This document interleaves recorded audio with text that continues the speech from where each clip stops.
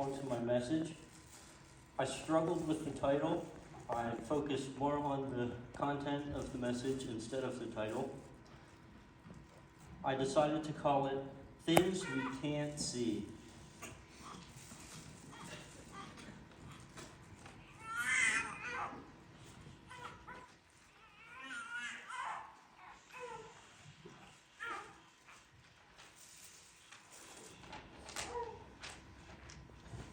Okay, one thing I like to do when I am teaching back in the youth group is I like to ask questions.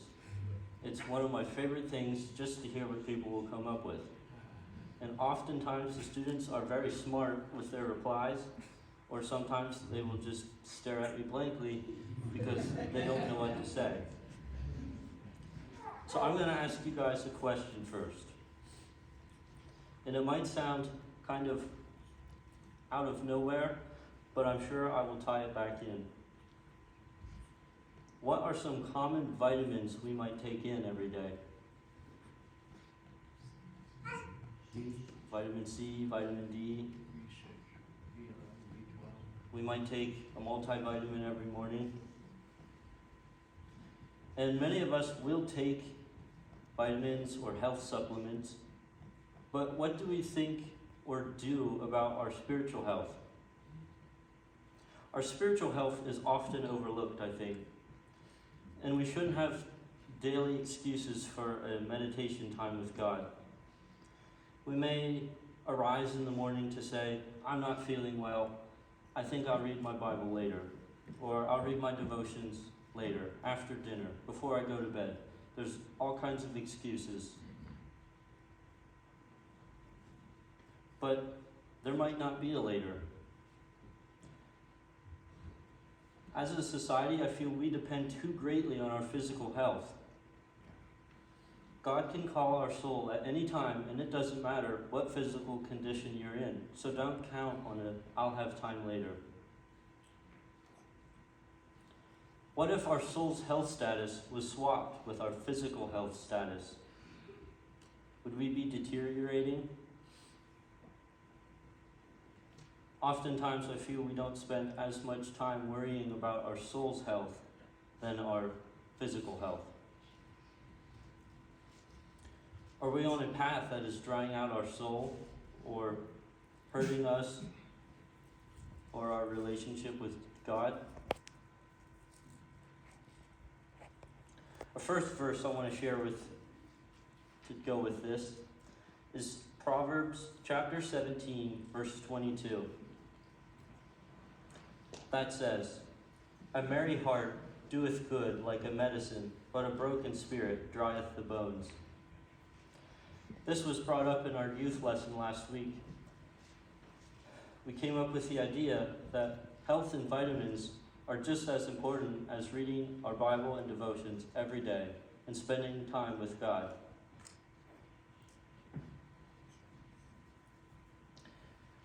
The second verse to go with this, I chose 3 John chapter 1, verse 2.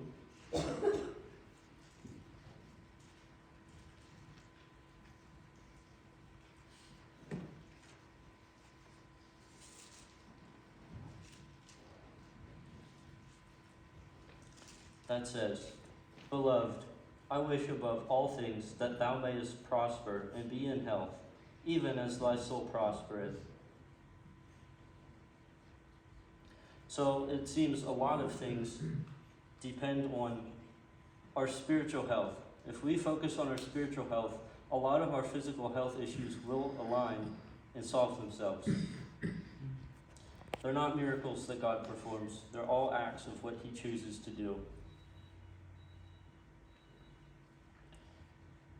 Next, I would like to shift into a different perspective of, are we a light or a light switch for Jesus?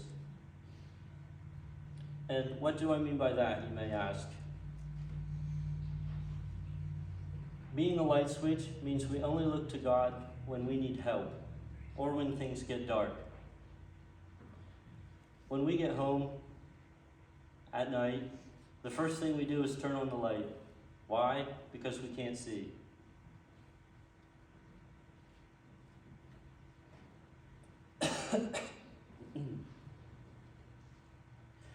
We often wonder the day on our own light and only think about needing God's light when it's convenient for us.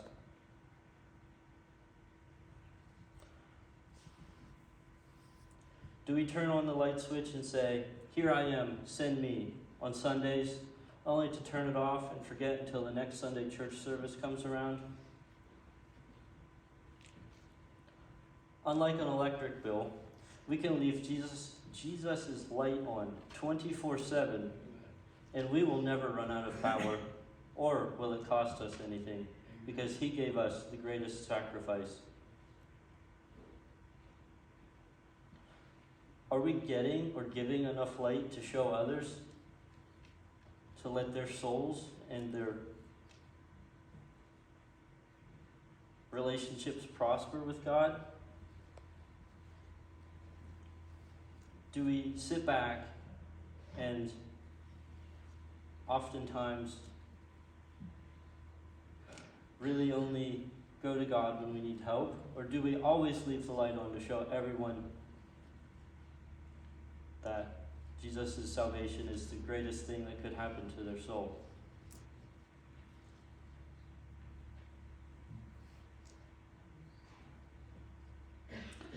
I have a few verses selected for this. The first one is John chapter 8, verse 12.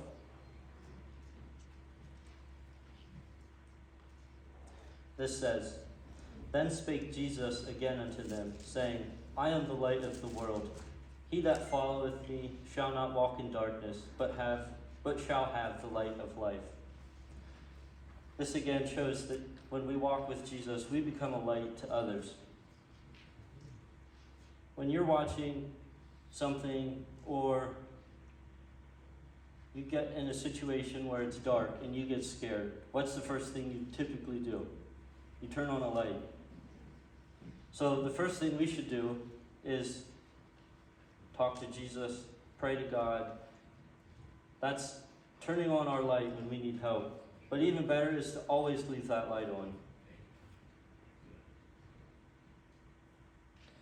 The second verse I chose is Psalms 27, verse 1.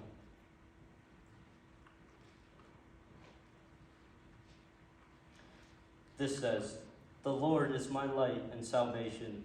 Whom shall I fear? The Lord is the strength of my life. Of whom shall I be afraid?" This again points out that when we need help or we are afraid, that Jesus' light is the only thing we need.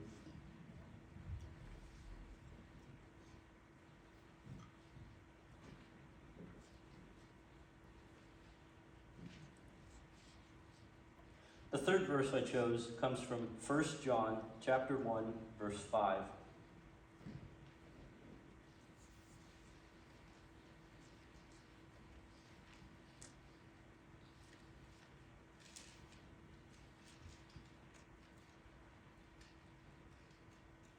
That says, "This then is the message which we have heard of him, and declare unto you, that God is light, and in him is no darkness at all."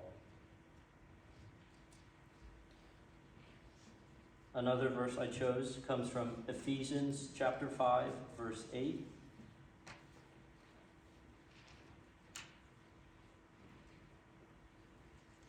Which says, "For ye were sometimes darkness, but now are ye light in the Lord. Walk as children of the light." This is a message from God telling us that we should always leave our light on. Like I said before, we can leave that light on 24/7, 365, or 360. I don't know leap year. You can always leave that light on, no matter what. And when that light is on, we can help others around us.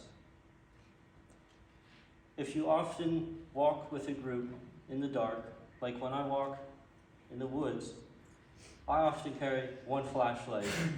And that one flashlight, no matter how many people I'm walking with, they're always beside me trying to see what I'm projecting to everyone. So, if we're walking along the path of our everyday life, we should always have that light on, showing everyone what they should be following, what could be happening with their soul, or helping them in the long run.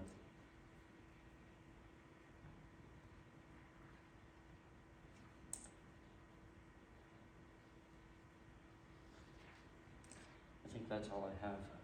I thought it would take longer, I'm sorry. I